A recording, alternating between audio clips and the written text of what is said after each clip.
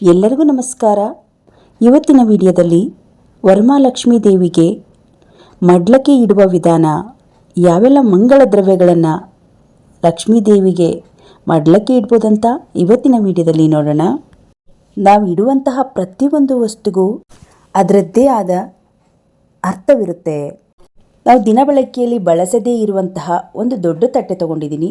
ನಿಮ್ಮ ಇಚ್ಛಾನುಸಾರವಾಗಿ 9 ಬೊಗಸೆ, 3 ಬೊಗಸೆ ಅಥವಾ ಇನ್ನೂ ಜಾಸ್ತಿ ಕೂಡ ನೀವು ಹಾಕೋಬೋದು.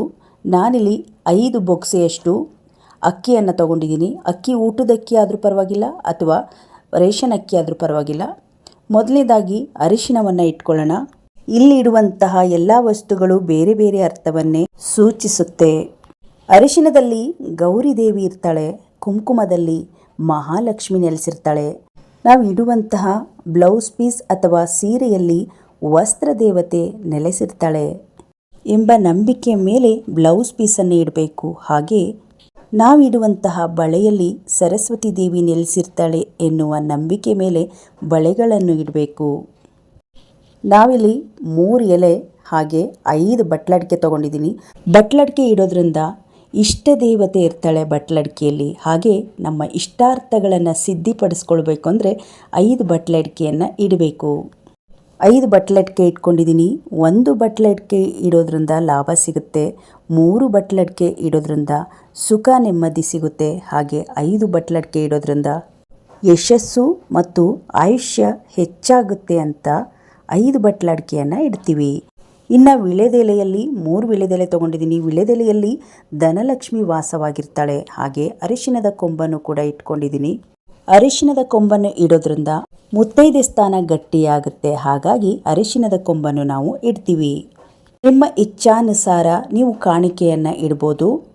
ಇಲ್ಲಿ ಬಾಚಣಿಕೆಯಲ್ಲಿ ಶೃಂಗಾರ ಲಕ್ಷ್ಮಿ ಇರ್ತಾಳೆ. ಹಾಗಾಗಿ ಹೊಸದಾಗಿರುವ ಬಾಚಣಿಕೆಯನ್ನು ನೀವು ಇಡಬೇಕಾಗತ್ತೆ. ಇನ್ನು ನಾವು ಈ ಒಂದು ಮಡ್ಲಕ್ಕಿ ಇಡುವಾಗ ಬಾಚಣಿಕೆ ಆಗಿರ್ಬೋದು, ಕಣ್ಕಪ್ಪ ಆಗಿರ್ಬೋದು, ಎಲ್ಲವೂ ಒಂದು ಪ್ಯಾಕೆಟಲ್ಲಿ ಬರುತ್ತೆ. ಅದನ್ನಾದರೂ ನೀವು ತಗೊಂಡು ಯಾವುದೇ ಕಾರಣಕ್ಕೂ ಓಪನ್ ಮಾಡೇ ಇಡಬೇಕು. ಕವರಲ್ಲಿ ಇಡಬೇಕು ಹೋಗಬಾರ್ದು. ಇಲ್ಲಿ ನಾನು ಕಾಡಿಗೆ ಇಟ್ಕೊಳ್ತಾ ಇದ್ದೀನಿ. ಕಾಡಿಗೆಯಲ್ಲಿ ಅಥವಾ ಕಣ್ಕಪ್ಪಲ್ಲಿ ಲಜ್ಜಾಲಕ್ಷ್ಮಿ ಇರ್ತಾಳೆ. ಹಾಗಾಗಿ ನಾವು ಕಾಡಿಗೆಯನ್ನು ಇಟ್ಕೊಳ್ಬೇಕು. ಇನ್ನು ಕನ್ನಡಿ, ನೀವು ಸ್ವಲ್ಪ ದೊಡ್ಡದು ಕನ್ನಡಿ ಆದರೂ ತೊಗೊಳ್ಬೋದು. ಹಾಗಾಗಿ ಈ ಒಂದು ಪ್ಯಾಕೆಟಲ್ಲಿ ಬರುವಂಥ ಚಿಕ್ಕ ಕನ್ನಡಿನ ತೊಗೊಂಡಿದ್ದೀನಿ. ಇದರಲ್ಲಿ ಶೃಂಗಾರ ಲಕ್ಷ್ಮಿ ನೆಲೆಸಿರ್ತಾಳೆ. ಹಾಗಾಗಿ ಕನ್ನಡಿಯನ್ನು ಇಟ್ಕೊಳ್ಬೇಕು. ಮತ್ತು ಇದೆಲ್ಲ ಬಿಚ್ಚೋಲೆಗಳು. ಈ ಪ್ಯಾಕೆಟಲ್ಲಿ ಬರುವಂತಹ ಎಲ್ಲ ವಸ್ತುಗಳನ್ನು ನಾನು ಇಲ್ಲಿ ಇಟ್ಕೊಳ್ತಾ ಇದ್ದೀನಿ. ಇಲ್ಲಿ ನಾನು ನವಧಾನ್ಯಗಳನ್ನು ತೊಗೊಂಡಿದ್ದೀನಿ. 9 ಧಾನ್ಯಗಳು ಅಂದರೆ ಪೂಜೆಗೆ ಬಳಸುವಂತಹ 9 ಧಾನ್ಯಗಳು. ಇದು ಫುಲ್ ಪ್ಯಾಕೆಟೇ ಸಿಗುತ್ತೆ. ಚಿಕ್ಕ ಚಿಕ್ಕ ಪ್ಯಾಕೆಟಲ್ಲಿ ತಯಾರು ಮಾಡಿರ್ತಾರೆ. ಅದಿಲ್ಲ ಅಂದರೆ ನೀವು ಮನೆಯಲ್ಲೇ ರೆಡಿ ಮಾಡಿ ಇಡ್ಬೋದು. ನಾನಿಲ್ಲಿ ಹುಳ್ಳಿಕಾಳನ್ನು ಇಟ್ಕೊಂಡಿದ್ದೀನಿ. ಹಾಗೆ ಗೋಧಿಯನ್ನು ತೊಗೊಂಡಿದ್ದೀನಿ, ಭತ್ತ ಮತ್ತು ಸಣ್ಣ ಸಣ್ಣ ಪ್ಯಾಕೆಟಲ್ಲಿ ಕಡಲೆಕಾಳು, ಉದ್ದಿನಬೇಳೆ, ಹೆಸರು ಕಾಳು ಮತ್ತು ಅಲಸಂದಿ ಕಾಳು, ಹೀಗೆ 9 ಥರದ ನವಧಾನ್ಯಗಳಿರುತ್ತೆ. ಕೆಲವರು ಇಡ್ತಾರೆ, ಕೆಲವರು ಈ ಒಂದು ನವಧಾನ್ಯಗಳನ್ನು ಇಡೋದಿಲ್ಲ. ಒಂದೊಂದು ಧಾನ್ಯಗಳಲ್ಲಿ ಒಂದೊಂದು ಲಕ್ಷ್ಮಿ ನೆಲೆಸಿರ್ತಾಳೆ. ಹಾಗೆ ಉದ್ದಿನ ಬೇಳೆಯಲ್ಲಿ ಸಿದ್ಧಲಕ್ಷ್ಮಿ ನೆಲೆಸಿರ್ತಾಳೆ, ಭತ್ತ ಗೋಧಿಯಲ್ಲಿ ವರಲಕ್ಷ್ಮಿ ನೆಲೆಸಿರ್ತಾಳೆ. ಹಾಗಾಗಿ ಈ ನವಧಾನ್ಯಗಳನ್ನು ಇಡಬೇಕಾಗುತ್ತೆ. ಮುಂದಿನದಾಗಿ ನಾನು ಒಂದು ತೆಂಗಿನಕಾಯಿ ಇಟ್ಕೊಂಡಿದ್ದೀನಿ. ತೆಂಗಿನಕಾಯಲ್ಲಿ ಸಂತಾನ ಲಕ್ಷ್ಮಿ ನೆಲೆಸಿರ್ತಾಳೆ. ಹಾಗಾಗಿ ಪೂರ್ಣ ತೆಂಗಿನಕಾಯಿಯನ್ನು ಮಡ್ಲಕ್ಕಿ ಜೊತೆಗೆ ಇಡಬೇಕು. ನೆಕ್ಸ್ಟ್ ಹಣ್ಣು ನೋಡೋದಾದರೆ ಬಾಳೆಹಣ್ಣು, ಸೇಬೆಹಣ್ಣು ಯಾವುದಾದ್ರೂ ಇಡ್ಬೋದು. ನಾನಿಲ್ಲಿ ಸೇಬೆಹಣ್ಣು ಇಟ್ಟಿದ್ದೀನಿ. ಬೇಕಿದ್ರೆ 5 ಥರದ ಹಣ್ಣುಗಳನ್ನು ಕೂಡ ಇಡ್ಬೋದು. ಈ ಹಣ್ಣುಗಳಲ್ಲಿ ಜ್ಞಾನಲಕ್ಷ್ಮಿ ನೆಲೆಸಿರ್ತಾಳೆ ಅನ್ನುವ ಕಾರಣಕ್ಕೆ ಹಣ್ಣನ್ನು ಇಡ್ತೀವಿ. 1 ಅಚ್ಚಬೆಲ್ಲವನ್ನು ಇಡಿ. ಅಚ್ಚಬೆಲ್ಲದಲ್ಲಿ ರಸಲಕ್ಷ್ಮಿ ನೆಲೆಸಿರ್ತಾಳೆ. ಹಾಗಾಗಿ ಅಚ್ಚಬೆಲ್ಲವನ್ನು ನಾವು ಇಟ್ಕೊಳ್ತೀವಿ. ನಿಮಗಿಷ್ಟವಾದ ಹೂವನ್ನು ನೀವು ಇಟ್ಕೊಳ್ಬೋದು. ನಾನಿಲ್ಲಿ ಸೇವಂತಿಗೆ ಹೂವು ಇಟ್ಕೊಂಡಿದ್ದೀನಿ. ಇಲ್ಲಾಂದರೆ ಕೆಂಪು ಹೂವು ಇದ್ದರೆ ಕೆಂಪು ಹೂವು ಕೂಡ ನೀವು ಇಟ್ಕೊಳ್ಬೋದು. ನೀವು ಮುಡಿಯುವಂತಹ ಯಾವುದಾದ್ರೂ ಮಲ್ಲಿಗೆ ಹೂವು ಆದರೂ ಪರವಾಗಿಲ್ಲ, ಆ ಹೂವನ್ನು ಕೂಡ ನೀವು ಇಟ್ಕೊಳ್ಬೋದು.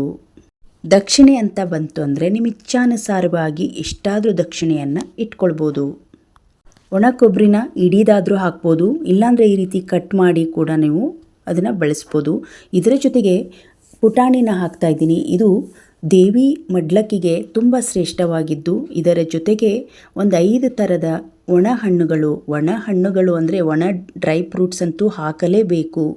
ಕಲ್ಸಕ್ರೆ ಆಗಿರ್ಬೋದು, ದ್ರಾಕ್ಷಿ, ಬಾದಾಮಿ, ಗೋಡಂಬಿ, ಒಣ ಖರ್ಜೂರ ಅಂದರೆ ಉತ್ತುತ್ತೆಕಾಯಿಯನ್ನು ನಾನು 5 ಆಗುವಂಗೆ ಹಾಕಿದ್ದೀನಿ. ಒಣ ಕೊಬ್ಬರಿ ಅಂದರೆ ಒಂದು ಮಡ್ಲ, ಹಾಗೆ ಅದರ ಜೊತೆಗೆ ಡ್ರೈ ಹಣ್ಣನ್ನು ಹಾಕಿ ಇಡೋದ್ರಿಂದ ನಮ್ಮ ಮನೆಗಳಲ್ಲಿ ದವಸ ಧಾನ್ಯಗಳು, ಹಣದ ತೊಂದರೆ ಯಾವುದೂ ಕೂಡ ಬರಲ್ಲ ಅನ್ನೋದಕ್ಕೋಸ್ಕರ ಈ ಒಂದು ಒಣ ಡ್ರೈ ಫ್ರೂಟ್ಸನ್ನು ತುಂಬಿಸಿ ನಾವು ಒಣ ಕೊಬ್ಬರಿಯಲ್ಲಿ ದೇವಿಗೆ ಇಡಬೇಕಾಗತ್ತೆ. ಇದೆಲ್ಲ ಇಡೋದ್ರ ಸೂಚನೆ ಅಂದರೆ ನಾವು ದೇವಿಗೆ ಹೇಗೆ ಮಡ್ಲಕ್ಕಿನ ತಟ್ಟೆ ತುಂಬ ತುಂಬಿಸಿ ಇಡ್ತೀವಿ, ಅದೇ ಥರ ನಮ್ಮ ಮನೆಗಳಲ್ಲಿ ದವಸ ಧಾನ್ಯಗಳಾಗಿರ್ಬೋದು, ಹಣದ ಕೊರತೆ ಆಗಿರ್ಬೋದು, ಯಾವುದೂ ಕಷ್ಟ ಬರದ ಹಾಗೆ ನೋಡಿಕೋ ಎಂದು ಪ್ರಾರ್ಥನೆ ಮಾಡಿಕೊಂಡು ದೇವರತ್ತ ಇದನ್ನೆಲ್ಲ ಇಡ್ತೀವಿ. ಹಬ್ಬ ಮುಗಿದ ಮರುದಿನ ಇವನ್ನ ಮಡ್ಲಕ್ಕಿನ ಏನು ಮಾಡಬೇಕು ಅಂತ ಕೆಲವರಿಗೆ ಗೊತ್ತಿರುವುದಿಲ್ಲ. ಹಾಗಾಗಿ ಈ ಒಂದು ಮಡ್ಲಕ್ಕಿನ ಮನೆಯಲ್ಲಿ ಹೆಣ್ಮಕ್ಳಿದ್ರೆ ಯೂಸ್ ಮಾಡ್ಕೊಳ್ಳಿ, ಅಥವಾ ಸೊಸೆಗೂ ಕೂಡ ನೀವು ಕೊಡ್ಬೋದು, ಅಥವಾ ಇಬ್ಬರೂ ಇಲ್ಲ ಅಂದರೆ ದೇವಸ್ಥಾನಗಳಲ್ಲಿ ಅಮ್ಮನಿಗೆ ಹೋಗಿ ನೀವು ಅರ್ಪಣೆ ಮಾಡ್ಬೋದು. ಪ್ರತಿ ಒಂದು ವಸ್ತುಗಳನ್ನು ದೇವಸ್ಥಾನಕ್ಕೆ, ಅಮ್ಮನವರ ದೇವಸ್ಥಾನಕ್ಕೆ ತಗೊಂಡೋಗಿ ನೀವು ಕೊಡಬೇಕಾಗತ್ತೆ. ನೋಡಿದ್ರಲ್ಲ ಸ್ನೇಹಿತರೆ, ಇವತ್ತಿನ ಮಡ್ಲಕ್ಕಿ ತುಂಬುವ ವಿಧಾನ ಹಾಗೂ ಅದರ ಅರ್ಥವನ್ನು ನನಗೆ ಗೊತ್ತಿರುವ ಹಾಗೆ ತಿಳಿಸಿದ್ದೀನಿ. ಇವತ್ತಿನ ವಿಡಿಯೋ ನಿಮಗೆ ಇಷ್ಟ ಆದರೆ ಒಂದು ಲೈಕ್ ಮಾಡಿ, ಈ ವಿಡಿಯೋವನ್ನು ಶೇರ್ ಮಾಡಿ. ಮತ್ತಷ್ಟು ವಿಡಿಯೋಗಳಿಗಾಗಿ ನಮ್ಮ ಚಾನಲನ್ನು ಸಬ್ಸ್ಕ್ರೈಬ್ ಮಾಡಿಕೊಳ್ಳಿ. ಧನ್ಯವಾದಗಳು.